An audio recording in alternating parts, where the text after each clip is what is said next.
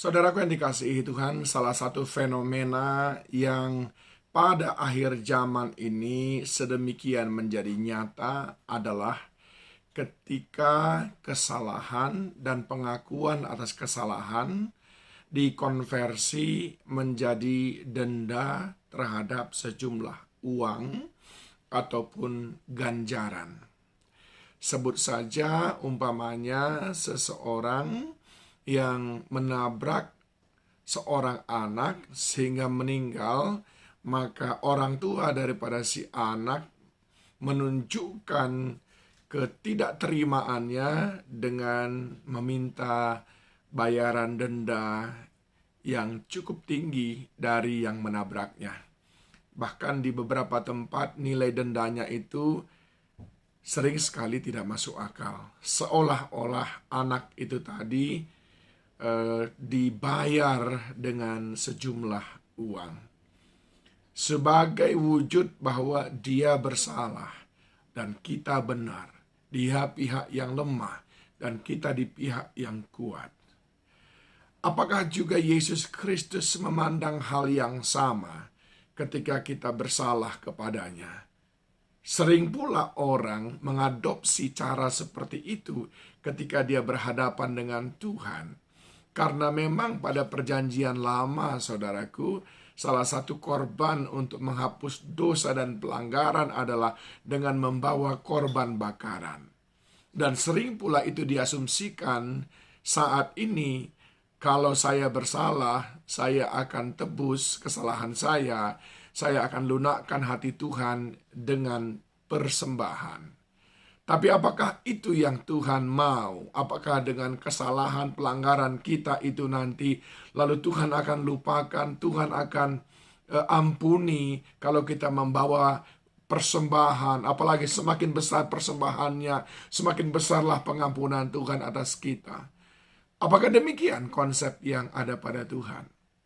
Mazmur 51 ayat yang ke-17 menolong kita untuk mengerti. Saya mulai dari ayat yang ke-16. Sebab engkau tidak berkenan kepada korban sembelihan. Sekiranya kupersembahkan korban bakaran, engkau tidak menyukainya.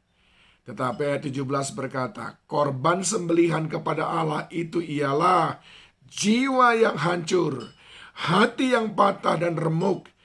Tidak akan kau pandang hina, ya Allah. Pemazmur berkata bahwa tidak ada cara yang lain selain daripada untuk melunakkan hati Tuhan, selain daripada menyesali dosa kita, kesalahan kita yang dinyatakan dilihat Allah lewat hati yang sedemikian hancur, jiwa yang sedemikian hancur, hati kita patah karena kita begitu menyesalinya dan sangat-sangat merasa bahwa kita ada dalam kebodohan yang luar biasa. Hati kita merasa remuk sekali, pertanda kita benar-benar mengakui bahwa kita salah, mengakui bahwa perbuatan kita itu salah dan keliru. Bagaimana kita melampiaskan itu, saudaraku? Tentu, satu, lewat datang kepadanya dalam doa mohon ampun. Dua, lewat datang kepadanya dengan meminta supaya dia menyucikan, menguduskan kita. Sebab korban sembelihan sudah dia berikan, yaitu Yesus Kristus sendiri di kayu salib. Dan kita memohonkan kepadanya supaya dia betul-betul mengasihi kita dan mengampuni dosa dan pelanggaran kita. Itulah yang dilakukan oleh pemazmur. Lalu yang ketiga adalah memohonkan kekuatan kepada Tuhan, meneguhkan hati kita dan melepaskan kita dari segala pengaruh siasat si jahat, mengokohkan iman kita sehingga kita tidak sekali-kali mudah goyah. Itu adalah ekspresi dari hati yang hancur, jiwa yang hancur, hati yang patah dan remuk. Dan Tuhan bilang, engkau hina atau tidak, sama sekali tidak ditentukan oleh apakah engkau berdosa atau tidak. Orang yang berdosa namun datang kepada Tuhan meminta ampun, dia adalah orang yang dikuduskan dan dimuliakan Tuhan.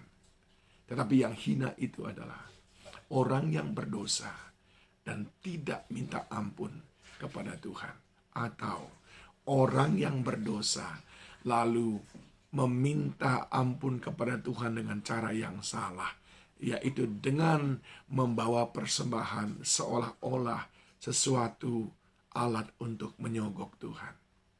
Saudaraku, tiada kita yang luput dari dosa dan pelanggaran. Setiap hari, pertanyaan saya, adakah engkau setiap hari memiliki jiwa yang hancur, hati yang patah dan remuk di hadapan Tuhan?